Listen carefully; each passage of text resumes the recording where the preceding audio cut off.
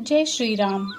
आज हम आपके लिए इस वीडियो में भगवान श्री राम के जीवन की पावन कहानी लेकर आए हैं।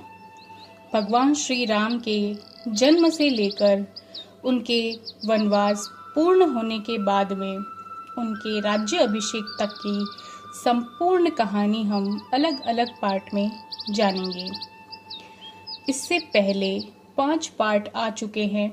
अगर आपने उन्हें नहीं सुना है तो सबसे पहले आप उन्हें प्लेलिस्ट में जाकर सुन लीजिए, और या फिर इसी वीडियो के डिस्क्रिप्शन में आपको मैं उन सभी के लिंक डाल दूंगी।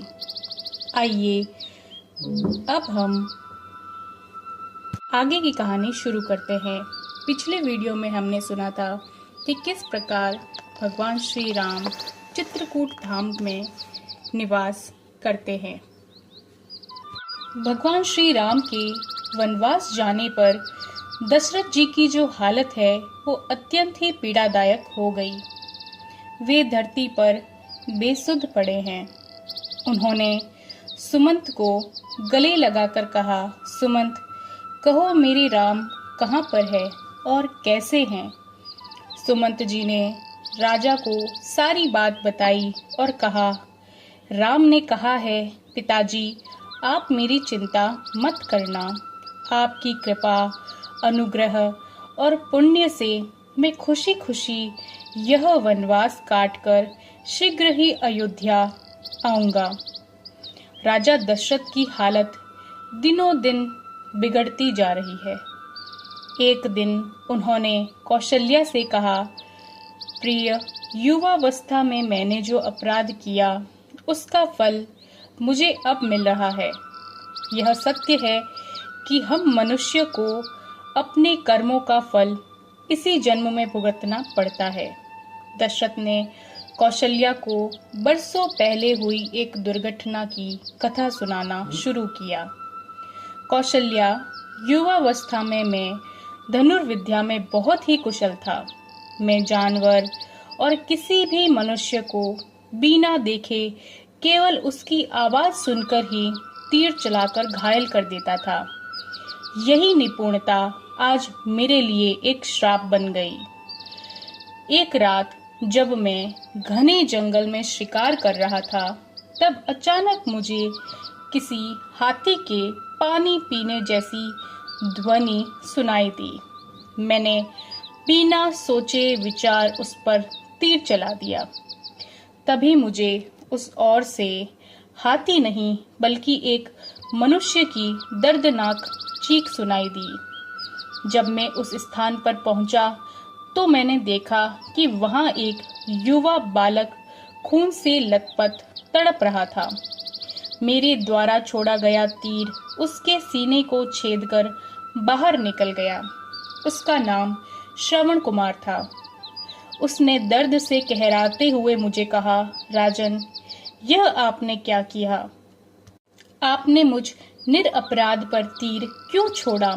मैंने आपका क्या बिगाड़ा है? अब मेरा अंत निश्चित है। कृपया मेरा एक कार्य कर दीजिए। यहाँ मैं अपने माता पिता जो कि अंधे हैं उनको तीर्थ करवाने ले जा रहा हूँ, और रास्ते में उनको प्यास लगी इसीलिए पानी लेने आया था। आपसे मेरी विनती है कि आप यह पानी उनको पिलाकर उनके प्यास को शांत कीजिए और मेरी हालत के बारे में उन्हें कुछ नहीं बताइएगा। ऐसा कहकर उस मासूम बालक ने मेरी गोदी में ही अपने प्राण त्याग दिए।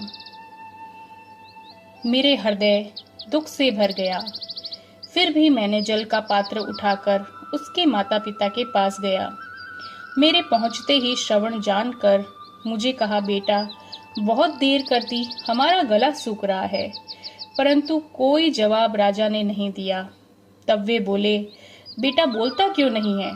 शायद हम बूढ़े माता पिता के तीर्थ में आने वाले कष्टों से तो परेशान हो गया है। आखिर दशरथ जी ने उनको सारी कथा व्यथा सुनाई। सारी बात सुनने के बाद वे जोर जोर से विलाप करने लगे, हाय मेरा बेटा श्रवण, तू कहाँ है? तब उन्होंने दुखी मन से मुझे यह श्राप दिया कि एक दिन मैं भी अपनी संतान के वियोग में मृत्यु को प्राप्त हो जाऊंगा। इतना कहकर उन्होंने प्राण त्याग दिए। अब मेरी भी स्थिति उन जैसी ही है। कौशल्या, मेरा अंत नजदीक आ गया है। श्री राम गमन के 6 दिन तक दशरथ जीवित रहे। अंततः पुत्र वियोग में उन्होंने अपने प्राण त्याग दिए। सारी अयोध्या शोक में डूब गई। भरत शत्रुघ्न को ननिहाल संदेश भेजा गया। भरत दुख के सागर में डूब गए। अपनी माता के इस नीच कर्म के कारण वे किसी को भी अपना दुख नहीं दिखाना चाहते थे। गुरु वशिष्ठ ने उन्हें सांत्वना दी और वैदिक मंत्रोच्चार के साथ में दशरथ जी का अंतिम संस्कार किया।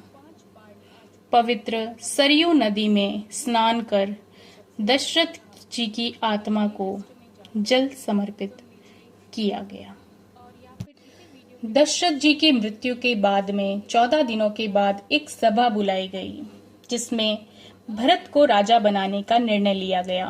परंतु भरत राजा बनने के लिए बिल्कुल तैयार नहीं थे। उन्होंने सभी से हाथ जोड़कर निवेदन किया कि अयोध्या के राजा तो सिर्फ श्री राम ही होंगे।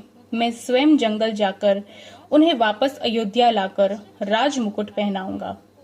कुछ ही देर में भरत अयोध्या वासी व सेना सहित उस स्थान पर पहुंच गए जहां राम, लक्ष्मण, सीता कुटिया बनाकर रह रहे थे। जब बहुत दिनों के बाद में भरत ने राम को वनवासी के रूप में देखा तो उनके आंसू बह निकले। वे श्री राम के चरणों में गिरकर रोने लगे और क्षमा मांगने लगे। श्री राम ने भरत को उठाया और हृदय से लगा लिया। फिर कुछ देर बाद हिम्मत जुटाकर भरत श्री राम से बोले, भ्राताश्री, पिताजी आपके वियोग की पीड़ा सहन नहीं कर पाए और आपका नाम लेते लेते स्वर्ग सिधार गए। जब श्री राम ने यह सुना तो कटे वृक्ष की भांति वह धरती पर गिर पड़े और जोर जोर से विलाप करने लगे। दुख के सागर में डूबे श्री राम की ऐसी दशा देखकर सीता, लक्ष्मण और भरत ने उन्हें सांत्वना दी। फिर राम आंखों में आंसू लिए सबसे पहले माता कैकेयी की ओर बढ़े और उनको चरण स्पर्श किया। कैकेयी ने हाथ जोड़कर श्री राम से अपने लिए कर्मों के लिए क्षमा मांगी और राम को वापस अपने साथ अयोध्या चलने के लिए कहा। श्री राम ने माता कैकेयी से कहा कि माता, आपका कोई दोष नहीं है, यह तो भाग्य का खेल है, लेकिन मैं अयोध्या वापस नहीं जा सकता। मुझे पिताजी को दिए वचनों को पूरा करना है। भरत ने एक बार फिर श्री राम से अयोध्या चलने के लिए आग्रह किया। तब श्री राम ने कहा, भरत, तुम रघुवंश की परंपरा को भली भांति जानते हो, इसीलिए मैं रघुकुल रीत सदा चली आई, प्राण जाए पर वचन न जाई। भ्राताश्री, अब आप ही मेरे पिता और मेरे भगवान हैं। आपकी यह आज्ञा मेरे लिए शिरोधार्य है। कृपया आप मुझे अपनी खड़ाऊ दे दीजिए। आपके स्थान पर मैं इन्हें राज सिंहासन पर रखकर वहां आपका सेवक बनकर 14 वर्ष तक कार्य करूंगा। तब श्री राम ने भरत को अपनी खड़ाऊ दे दी। इसके बाद भरत माताओं, मंत्रीगणों और सेना के सहित वापस अयोध्या लौट आए। इधर श्री राम चित्रकूट को छोड़कर ऋषि अत्रि और उनकी पत्नी अनुसुईया के आश्रम की ओर चल पड़े और वहां पर घास पत्तों की कुटिया बनाकर रहने लगे। उस समय रावण की बहन शूर्पणखा वहीं घूम रही थी।